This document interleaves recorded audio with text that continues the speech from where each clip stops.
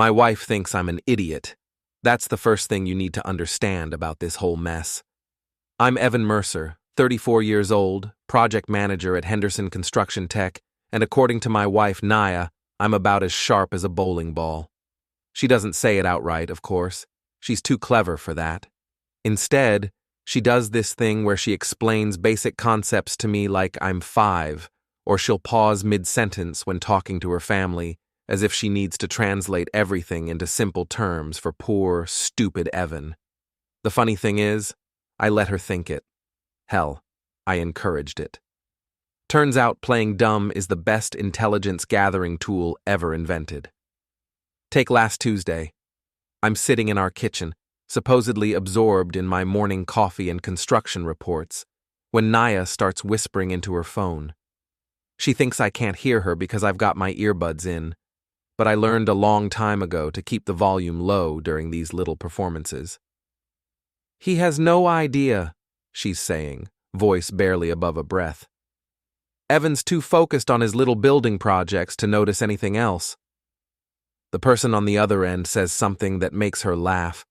Not her real laugh, the one I fell in love with 6 years ago. This is her new laugh, the one that sounds like breaking glass. Trust me, Bryce. He won't suspect a thing. Bryce. That would be Bryce Vandell, personal trainer at Elite Fitness downtown. 6'2", arms like tree trunks, and apparently the kind of guy my wife prefers to spend her evenings with instead of coming home to her husband. I take another sip of coffee and flip a page in my report, the picture of domestic oblivion. Inside, though, I'm cataloging every word. Bryce isn't just her trainer anymore, hasn't been for months. He's her confidant, her escape plan, and if I'm reading the situation correctly, her ticket to a very comfortable divorce settlement. The crypto thing is working perfectly, Naya continues. Aria thinks it's genius. We'll have access to everything within the month. Aria Venton.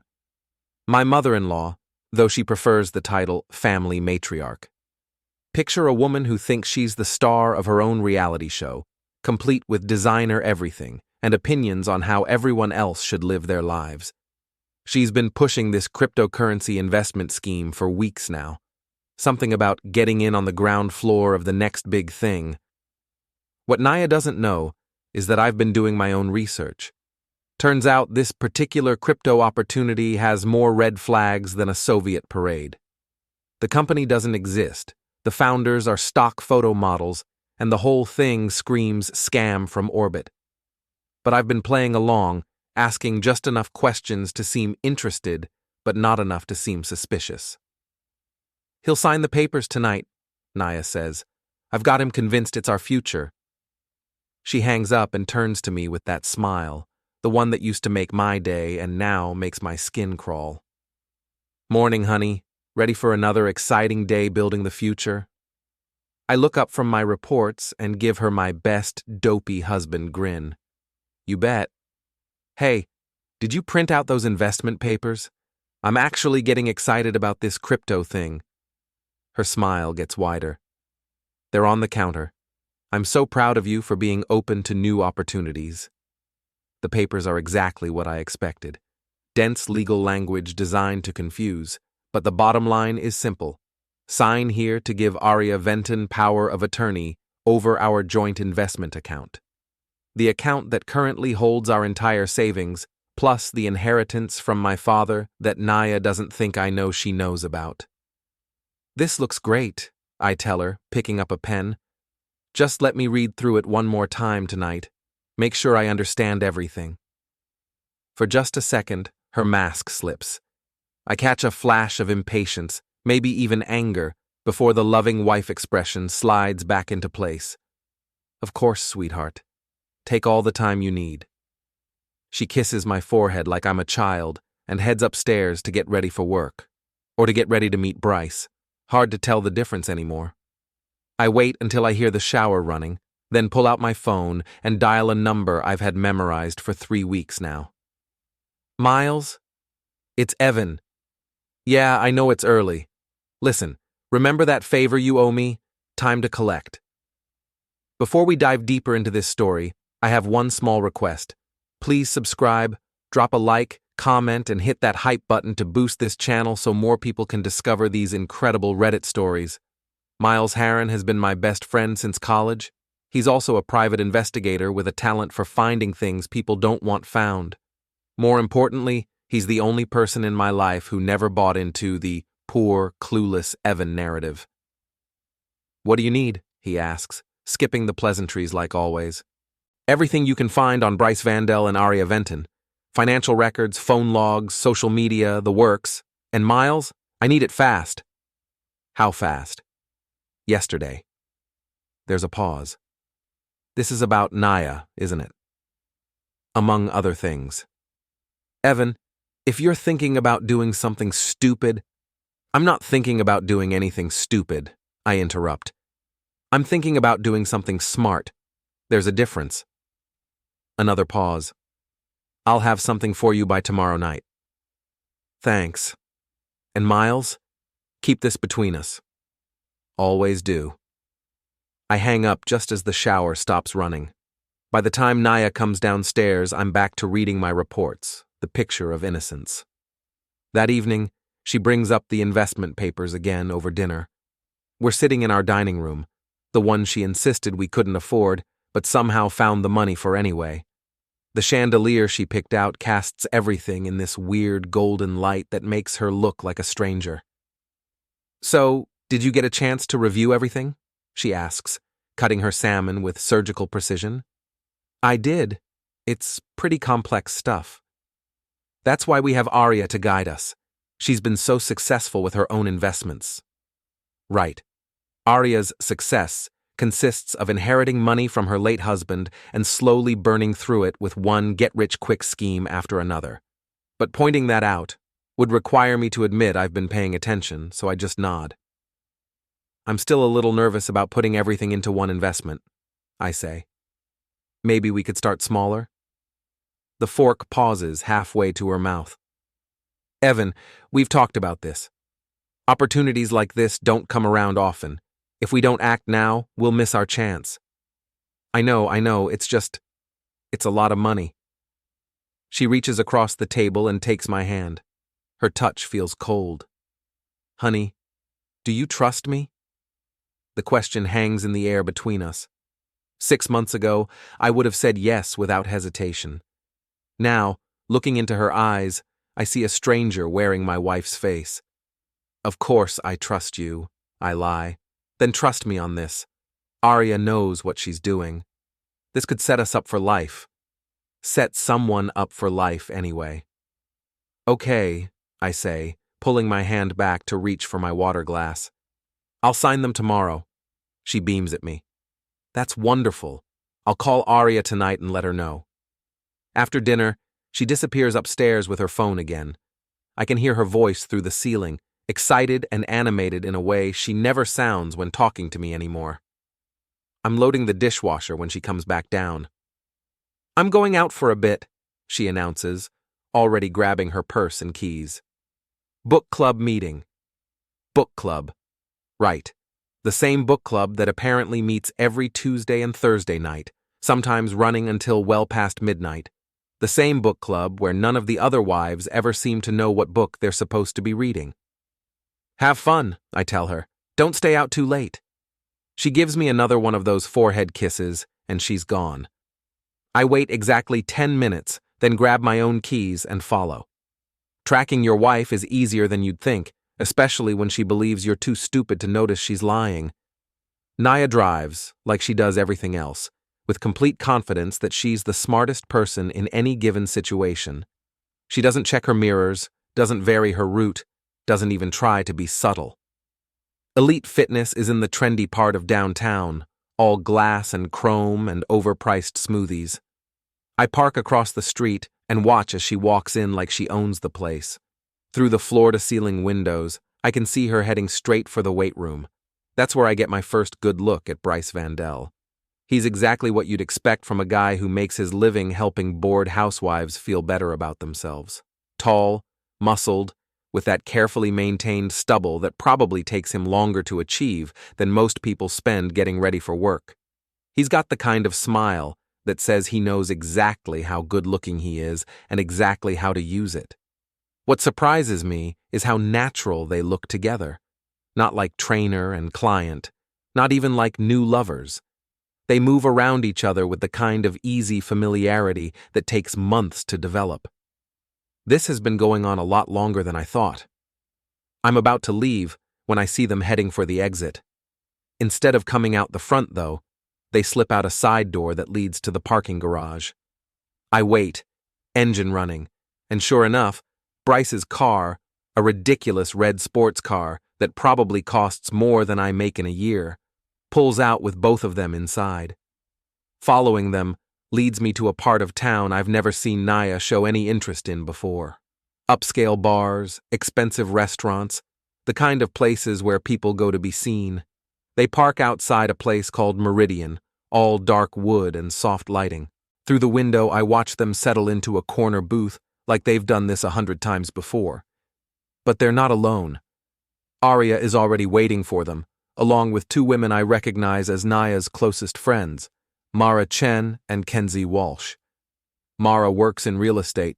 Kenzie does something in marketing that she's never been able to explain in less than 20 minutes. Both of them have been to our house for dinner parties. Both of them have smiled to my face while apparently helping my wife plan whatever this is. I can't hear what they're saying from across the street, but I can see enough. Documents spread across the table. Naya's phone, probably showing bank account information. Aria gesturing emphatically while the others lean in to listen. This isn't just an affair, it's a conspiracy. My phone buzzes. Text message. Having so much fun at book club. Don't wait up. Love you. I stare at the message, then at the window where my wife is laughing at something Bryce just said. The disconnect is so complete, it's almost funny. Almost. I drive home in a daze, my mind racing through possibilities. How long has this been planned? What exactly are they planning? And most importantly, how much do they think they can get away with? The house feels different when I walk in. Emptier somehow, like it's already stopped being home. I pour myself a drink, the good whiskey Naya bought me for my birthday, back when she still bothered with thoughtful gifts, and sit in my study to think. The investment papers are still on the kitchen counter where I left them. I bring them back to my desk and read through them again, this time with the knowledge that every word is a trap. The language is deliberately confusing, but the intent is clear. Sign here to lose everything you own. My father's inheritance alone is worth nearly $200,000. Add in our savings, the equity in the house, my retirement account, and we're talking about close to $500,000 in total assets. Enough to set someone up very comfortably, especially if they don't plan on sharing. I'm still sitting there when Naya comes home at 1:30 a.m., reeking of expensive cologne that definitely isn't mine. "Hey, honey," she says, swaying slightly in the doorway. "You're up late." "Couldn't sleep. How was book club?" "Oh, you know, same old drama. Jenny thinks the protagonist should have chosen the other guy. Melissa thinks the ending was rushed. She's not even trying to make it sound convincing." "What book are you reading again?" For just a second, she freezes. The 7 Husbands of Evelyn Hugo. It's really good. You should read it." I nod like this makes perfect sense, even though she told me last week they were reading some thriller I can't remember the name of. "Maybe I will. I could use a good book recommendation." She kisses me goodnight, on the cheek this time, not even bothering with the forehead routine, and stumbles upstairs. I hear her in the bathroom for a long time, probably trying to wash off the evidence of her evening. My phone rings at 6 a.m. "Miles, you're going to want to sit down for this," he says without preamble. "I'm already sitting." "Good. Let's start with your boy Bryce. Real name is Bryce Vandell, but he's been using at least 3 other identities over the past 5 years. He's got a record in 2 states for fraud, identity theft, and something called romance scams. Romance scams, of course. What about Aria? That's where it gets interesting. Your mother-in-law has been hemorrhaging money for the past 2 years. Bad investments, gambling debts, you name it. She's leveraged to the hilt and about 6 months away from bankruptcy. So she needs money. Desperately. But here's the kicker. She's done this before, twice. Both times, she convinced family members to invest in bogus opportunities, took the money, and disappeared for a while. When the heat died down, she came back with some story about market crashes or regulatory problems. I feel something cold settling in my stomach. What happened to the family members? First time was her sister, about 10 years ago. Lost her house, her savings, everything. Sister cut contact and moved across the country. Second time was her own son, Naya's brother David. I remember David. Nice guy, used to work in tech. Naya always said he moved to Seattle for a better job opportunity. Let me guess, I say. David didn't move to Seattle for work. David moved to Seattle because he was broke and humiliated and couldn't stand to be in the same state as his mother. He's working retail now, living in a studio apartment, and according to my sources, he hasn't spoken to Aria or Naya in 3 years. The pieces are falling into place now. Aria needs money. Naya needs an exit strategy from our marriage. Bryce specializes in separating people from their assets. Together, they've got the perfect plan. Convince stupid Evan to sign over power of attorney, drain the accounts, and disappear. There's more, Miles continues. I pulled phone records. Naya and Bryce have been in contact for 8 months. Aria and Bryce for 6. But here's the interesting part. Aria contacted Bryce first. Meaning this whole thing was Aria's idea. She recruited Bryce, probably found him through one of her gambling contacts. The affair with Naya is just part of the con. I think about the way they looked together last night, how natural and comfortable they seemed. Either Bryce is a better actor than I gave him credit for, or the professional relationship has become something more personal. What about Mara and Kenzie? Still working on them, but initial indications are that they're just useful idiots. Probably promised a cut of the profits in exchange for keeping Naya's secrets. After I hang up, I sit in my study for a long time, watching the sun come up through the window. Naya is still asleep upstairs, probably dreaming about her new life with Bryce and all my money. The smart thing to do would be to call a lawyer, file for divorce, and try to protect what assets I can. Cut my losses and move on. But I'm not feeling particularly smart this morning. I'm feeling creative. The beauty of being underestimated is that people tell you things they shouldn't. Over the next week, I become the most enthusiastic mark in the history of confidence games. I ask Naya detailed questions about the investment opportunity.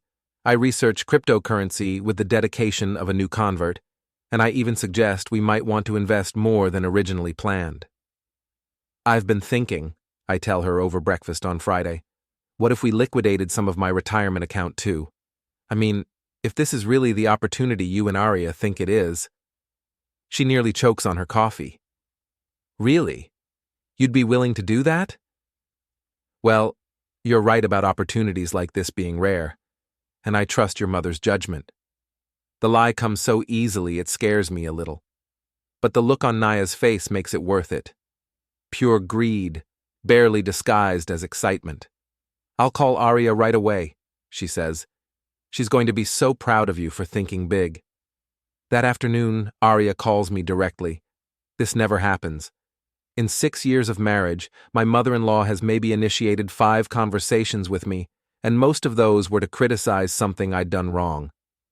Evan, darling, she gushes into the phone. Naya tells me you're interested in expanding your investment. I'm so impressed with your forward thinking. I just want to make sure we're set up for the future, I tell her. You know how much I love Naya. Of course you do. She's lucky to have such a devoted husband. The word devoted sits heavy in the air between us. I wonder if she knows about Bryce, or if she's just assuming Naya will handle that part of the plan on her own. I do have one small concern, I continue. My financial advisor mentioned something about diversification. Should we really be putting everything into one investment? There's a pause. When Aria speaks again, her voice has an edge to it. Evan, I understand your caution, but sometimes in life you have to take calculated risks. This opportunity won't be available much longer. I know. It's just such a big step. Which is exactly why it will pay such big dividends. Trust me, darling. Have I ever steered you wrong? Since she's never given me advice before, it's technically true that she's never steered me wrong. But I can hear the desperation underneath the confidence, the need to close this deal before I have time to think too hard about it. You're absolutely right, I say. Let's do it. Wonderful. I'll have the revised paperwork ready by Monday. That weekend, I make my own preparations. I visit 3 different banks, open new accounts under my name only, and quietly begin transferring funds. Not everything. That would be too obvious. But enough to ensure that when this all goes sideways, I won't be left with nothing. I also make another call to Miles. I need surveillance equipment, I tell him. Something small, something they won't notice. Evan, what are you planning? I'm planning to document everything.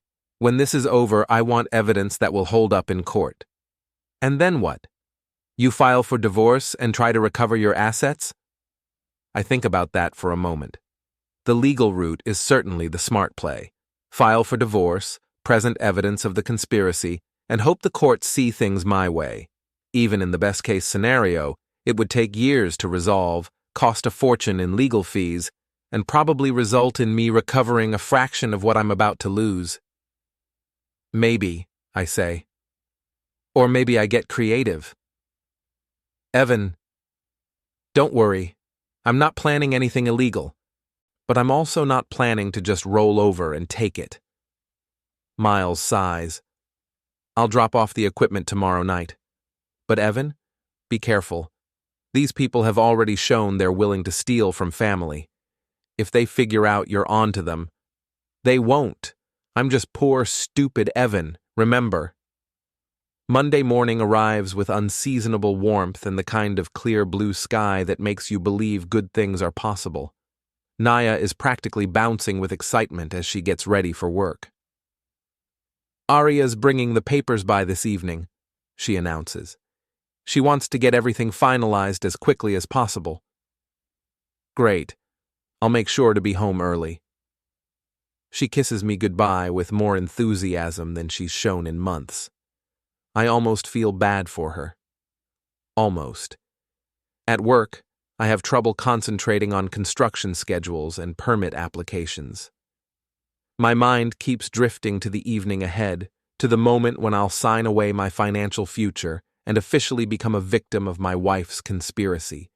Except, I won't be a victim. That's the part they haven't figured out yet.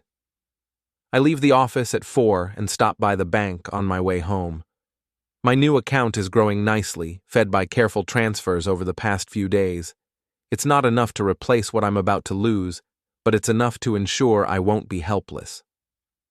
Aria's car is already in the driveway when I get home, a silver Mercedes that's probably worth more than most people's houses, though I happen to know it's leased and she's 3 payments behind. She's sitting at our dining room table with Naya, papers spread between them like battle plans. Evan! Aria stands and embraces me with theatrical warmth. I'm so excited about this opportunity. We're going to make so much money together. She's dressed for the occasion in what I'm sure she considers her serious business outfit, a black suit that probably cost more than my monthly salary and enough jewelry to fund a small country. Everything about her screams success and sophistication, which makes it easy to forget that she's essentially a very well-dressed con artist. I've been looking forward to this all day, I tell her, settling into my chair. I have to admit, I'm a little nervous about such a big investment. Nerves are natural, she says, patting my hand like I'm a child. But sometimes the biggest risks yield the biggest rewards. The papers are even more impressive than the first set. Thick, official-looking documents with lots of legal language and official seals. To someone who doesn't know better, it would look like a legitimate investment opportunity. Now, as we discussed, Aria continues, this requires moving quickly. The window for this particular investment closes at the end of the week. Of course it does. Artificial urgency is con artist 101. I understand. And you're sure this is legitimate? Evan, Naya interjects, we've been through this. Aria has done all the research. This is our chance to secure our future. Our future, right? I pick up the pen and flip through the documents, pretending to read carefully while actually looking for the hidden recording device Miles helped me install in the chandelier above the table. The tiny camera is invisible, tucked behind one of the crystal decorations, but knowing it's there gives me confidence. This all looks good, I say finally. Just one last question. What happens if something goes wrong? I mean, what kind of protection do we have? Aria's smile doesn't waver, but I catch a quick glance between her and Naya. Nothing will go wrong, Aria says. But if you're concerned, we could start with a smaller amount. No, you're right about big risks and big rewards. I'm just being cautious. Caution is good, Naya says. But so is trust. And you trust us, right? She's looking at me with those big brown eyes that made me fall in love with her in the first place. For just a moment, I remember what it felt like when that look was genuine, when she actually cared about my answer. I trust you completely, I lie, and sign my name with a flourish. The relief in the room is palpable. Aria practically snatches the documents away as if she's afraid I might change my mind. Wonderful. I'll get these filed first thing tomorrow morning. You should see the initial returns within a few weeks. How exciting, I say. I can't wait to see how this turns out. Neither can I. The next morning, Naya leaves for work with a spring in her step that I haven't seen in months. She's practically glowing with excitement, probably already mentally spending my money. I wait until her car disappears around the corner, then make a phone call that's going to change everything. Henderson Construction Tech, this is Janet. Hi, Janet. It's Evan Mercer. I need to speak with Mr. Henderson about taking some personal time. Of course, Evan. Is everything all right? Family emergency. I'll need at least 2 weeks, maybe more. It's not entirely a lie. My family is having an emergency. They just don't know it yet. Henderson is understanding, as I knew he would be.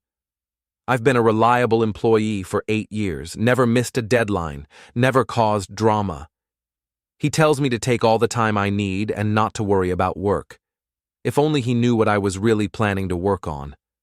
My first stop is the bank where Aria thinks she now has access to my accounts.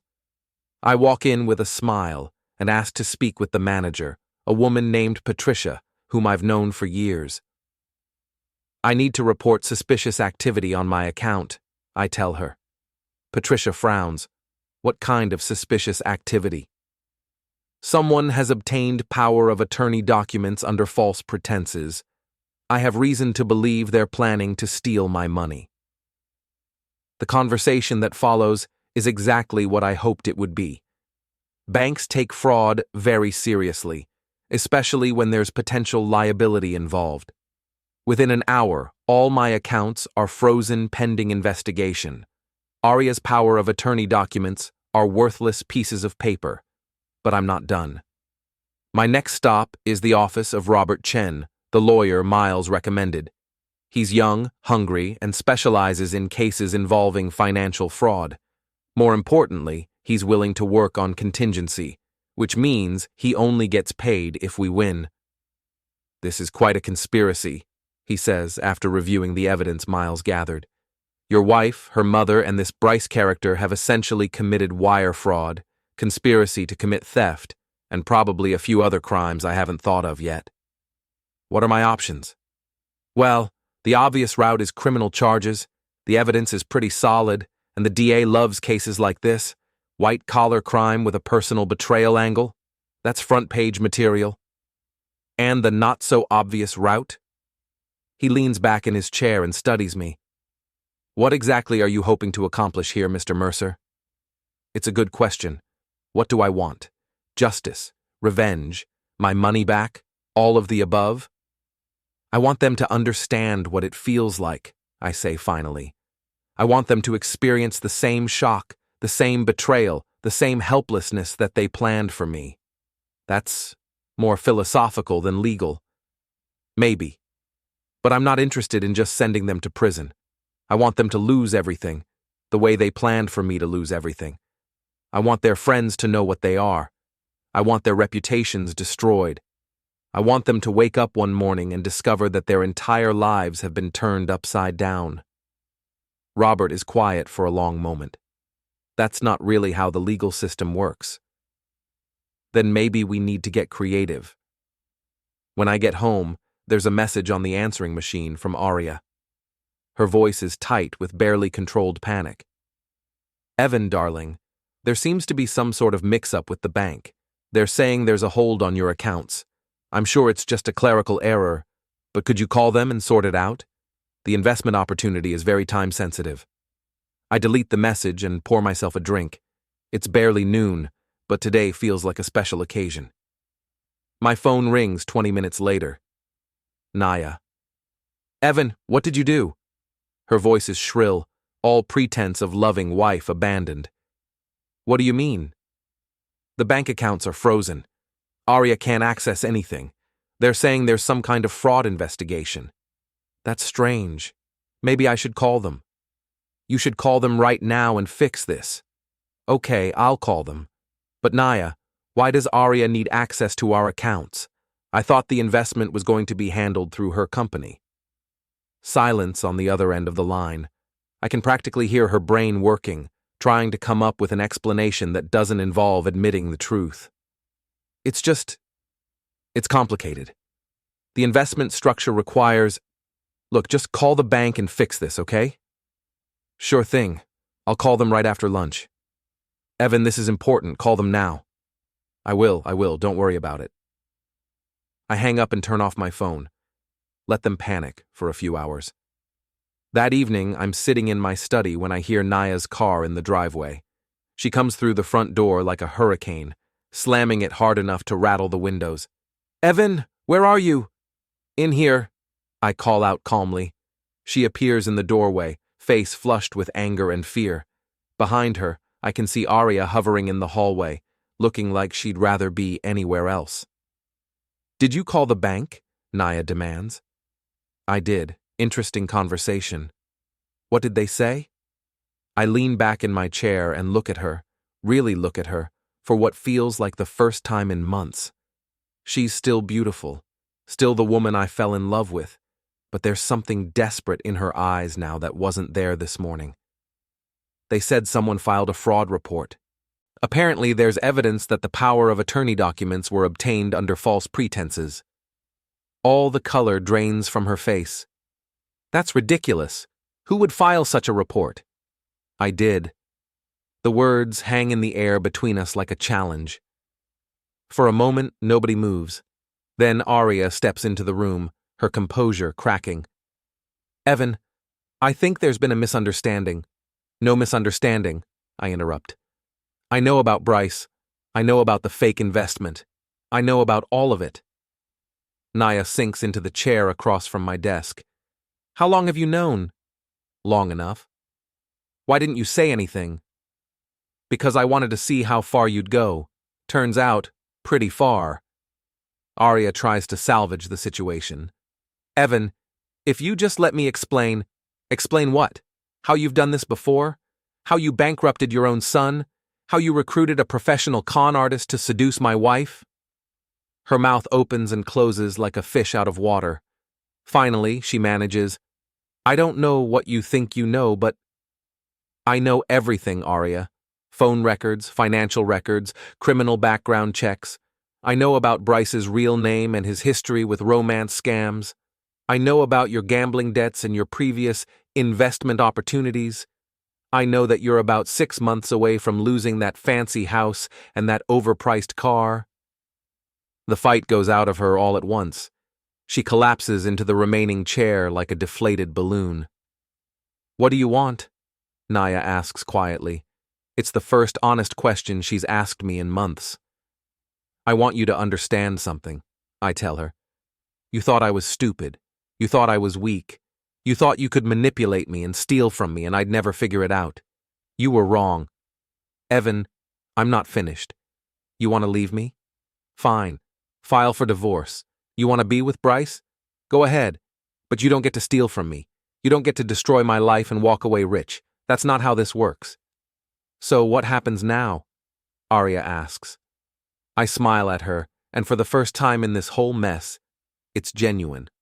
Now you get to find out what it feels like to have your life turned upside down by someone you underestimated. The next morning, I wake up alone for the first time in 6 years. Naya packed a bag and left sometime after our confrontation, probably to stay with Bryce or Aria or one of her accomplices. The house feels different without her. Not empty exactly, but cleaner somehow. Like a weight has been lifted. I make coffee and sit in the kitchen, looking at the investment papers still scattered on the counter. In another timeline, I would have signed these documents in good faith, trusted the people I loved, and lost everything. The thought should make me angry, but instead, I feel something closer to pity. They really thought I was that stupid. My phone rings at 8 a.m. Miles. Please tell me you didn't do anything irreversible last night. Define irreversible. Evan, relax. Nobody got hurt. I just showed them my cards. And now they know they're not playing against an amateur anymore. There's a long pause. What's the next move? Phase 2. Phase 2 begins with a visit to Elite Fitness. I walk in like I own the place, dressed in my best suit and carrying a briefcase that contains absolutely nothing important. The receptionist, a young woman with perfect teeth and a spray tan, looks up with the kind of smile reserved for potential customers. Can I help you? I'm here to see Bryce Vandell. Tell him it's about Naya Mercer. Her smile falters slightly. Is he expecting you? He should be. 5 minutes later, Bryce appears from the back room. Up close, he's even more ridiculous than I expected. Everything about him is carefully constructed to appeal to bored housewives.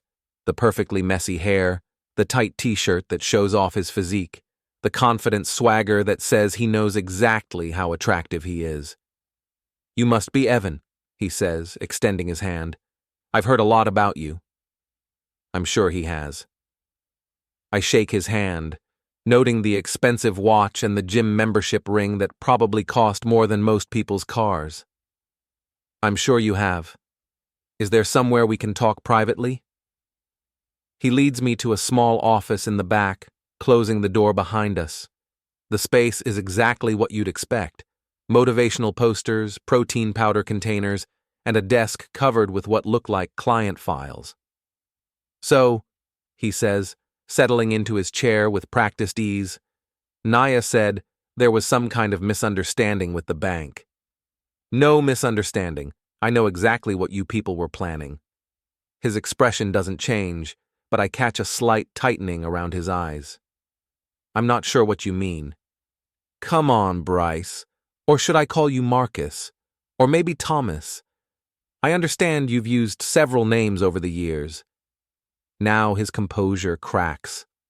I think there's been some confusion. The only confusion was mine, thinking my wife was having a simple affair.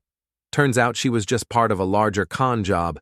Congratulations, by the way. 8 months is a long time to maintain a fake relationship. That must have been exhausting. He leans back in his chair, studying me. What do you want? I want you to understand that the game is over. The accounts are frozen, the authorities have been notified, and your criminal history is about to become very public knowledge. You can't prove anything. I open my briefcase and pull out a thick folder. Phone records showing 8 months of contact between you and Naya, 6 months between you and Aria. Financial records showing Aria's desperate situation. Background checks showing your real identity and criminal history, and my personal favorite, security footage from Meridian Restaurant showing all of you planning this whole thing. I slide a photograph across the desk. It's a still frame from the surveillance video Miles obtained, showing Bryce, Naya, Aria, and the others huddled around their table with documents spread between them. That's not what it looks like, he says, but his voice lacks conviction. Really? What does it look like? He doesn't answer. Here's what's going to happen, I continue. You're going to disappear. Today, you're going to pack up your things, close your accounts, and leave town. If I ever see you again, If you ever contact Naya or Aria again, if you ever come within 100 miles of my life again, I will make sure every gym, every fitness center, every potential employer in the country knows exactly who you are and what you do. You're threatening me. I'm promising you. I stand up and close the briefcase. Oh, and Bryce, you might want to find a new line of work. Romance scams are getting harder to pull off these days. Too much information available online. I'm almost to the door when he speaks again. She really does care about you, you know. This wasn't supposed to be personal. I turn back to look at him. But it became personal the moment you decided to steal from me. That's the part you people never understand. It's not just about the money. It's about the trust. It's about the betrayal. It's about thinking you can destroy someone's life and walk away clean. So, what happens to her? That's between me and her. I leave him sitting in his office, staring at the photograph. By the time I get home, there's already a message on my answering machine from the gym's manager, asking if I'd like to discuss membership options. Apparently, Bryce has decided to take an extended vacation. That afternoon, I drive to Aria's house. It's a massive place in the most expensive part of town, all columns and marble and carefully manicured landscaping. The kind of house that screams old money, even though I know Aria's money is neither old nor particularly secure. She answers the door herself, which tells me she's probably had to let the staff go. She's dressed more casually than I've ever seen her, in jeans and a sweater that probably still cost more than most people's monthly rent. Evan, I wondered when you'd show up. Can I come in? She steps aside and leads me to a sitting room that looks like something from a magazine. Everything is perfectly arranged, perfectly coordinated, perfectly lifeless. Would you like some tea? No, thank you. She sits across from me, hands folded in her lap. I suppose you want an apology. I want an explanation. It's not complicated. I needed money, you had money, and Naya provided an opportunity. That's it? That's your explanation? She shrugs. What did you expect? Some elaborate justification? Some sob story about desperate circumstances? Maybe some acknowledgement that you were planning to destroy your daughter's marriage and steal from her husband. Naya made her own choices.